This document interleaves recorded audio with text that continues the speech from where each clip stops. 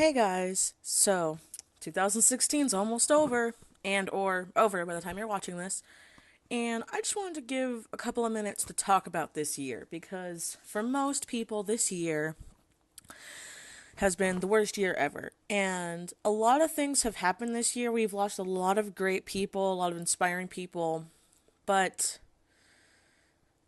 to be honest, I'm one of the very, very small few to where this year was amazing. This year was one of the best years I've had in a long, long time. Was it a perfect A plus year? No, not at all. I'm not even saying that. But so much has happened this year for me personally, growth wise, that even with all the bad that happened, because it wasn't like, even for me personally, it wasn't a perfect year. Had a lot of stresses, had some mental breakdowns like everybody else. But this year was a year of growth and a year of need. And it really resonated with me and with Cody because we were talking about how we did so much this year. We went on our first vacation. We got our first tattoos. We moved out of my parents' house. I got my license. I got a job and I quit said job. I got to meet so many art idols. I got to meet amazing friends. I got to have people who I've looked up to for years ask me for advice. You have no idea how honoring that was.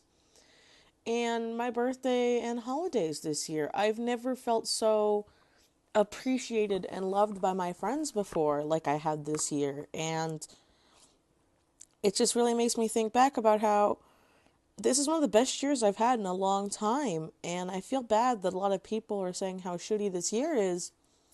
But then I remember that was me in 2015. 2015 was probably one of the worst years of my life. Me and Cody. I've talked about it a couple in my previous videos, but it was so hard that this year we promised we were going to make the most of it, even when the shit happened. And we did. I got engaged. We got to go on a road trip. I got to travel with my dad, which my family never does. My family doesn't really leave the Inland Empire, if you guys know what that is. If you live in California, you know what I'm talking about. But, like, growing up, we never really went... we went on vacations and stuff, but we never went on road trips. Never went, like, car trips. We never did that kind of stuff.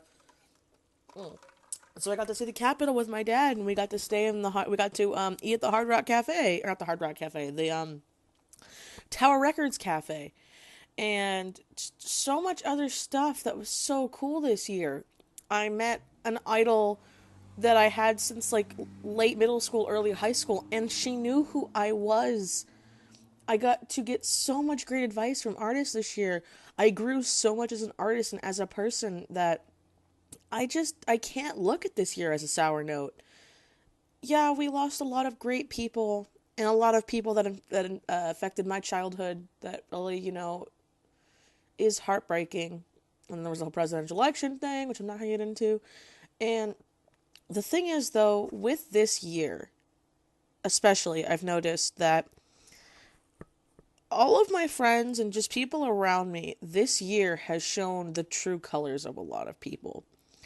People who I always had suspicions for, those came true.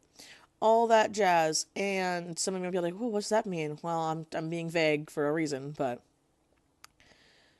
I feel like that's another reason why people think this year was so shitty, is so many people showed who they really were this year that a lot of people didn't like it. A lot of people were taken aback and shocked because they were so used to this facade that people put up. And then when, like the election came out, people's true colors came out and it was ugly and it was bad. But did I lose friends because of it? No, not personally, because I kind of always had suspicions about these people. And to me, I'm okay with, well, you're still you. This is just a side of you. We don't have to get along. We don't have to relate. And a lot of people don't seem to understand that anymore. And that's what I don't understand is I was in a very dark place for a very, very, very long time. And I learned, and people are probably going to hate this advice, but you need to take control of your own actions. Yes, there are certain things that are out of your control that you can't control, but there are smaller things you can do to help better your life that only you can do. There have been so many days where I don't want to get out of bed. I don't. I just want to lay in bed and keep sleeping and just sleep my life away. But I know that I'm not going anywhere when I'm doing that. And it's hard and I don't want to. And there's some days where I don't. I cave and I just stay in bed. But on the others where I trek through it and I find ways to I don't want to say move on, that's not the right word, but to help push my day along, that's helped me improve dramatically. And that's something I wanted to talk about, which is why I'm bringing it up here, is there's so much that we're missing out on that we let ourselves miss out on. We don't push ourselves to try new things, to do this and that. Oh, well, I don't have money. Oh, well, I don't have a car. Oh, well, my parents would never let me. Oh. I understand that. I've been there, but there are little things you can do to really appreciate it. Sit in the shower and just relax. Close your eyes and focus on the water touching you. Just breathe and feel the sensations.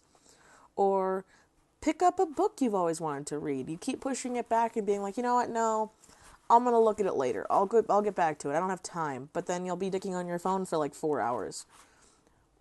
Even though you don't really want to, you get through it and then you're like, wow, that's something new. That's something different I did. And you learn to slowly surprise yourself. And that's all I can say this year has been, is me surprising myself with how much I've grown. And I feel like everybody grows at their own pace, but we're constantly changing. People are constantly evolving. And this year, again, more positives is I got to be in my first zine, and now I'm going to be in another one. Hopefully, I didn't get the call back, but I'm working on the submission. And if I don't get the call back, at least I have a cool thing of fan art I can throw up in my store. That's another thing. I opened an online store that I actually kind of make profit off of. And it's fun because it's profit and stuff I like creating. I have been going to the gym more. I've been working out more. I've been looking into my physical health more. I've been working on my mental health. I have been going on adventures. I have just really been living. And I feel like that's something that a lot of people don't think they can do anymore. But there's little ways you can live and get the experiences. Even if at the time they don't seem like much, when you're having a hard day and it's hard to get out of bed, just those little instances really do help. Really do make a difference. And you think back on it, like here, like now, I'm thinking of it now, and it's so soothing and relaxing, and I feel so accomplished this year, which is something I didn't think I could say for a very, very, very long time.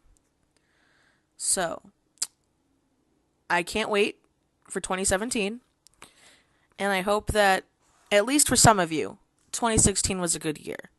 So I do know there's a couple people who had a good year like I do, but if you didn't, there's always next year.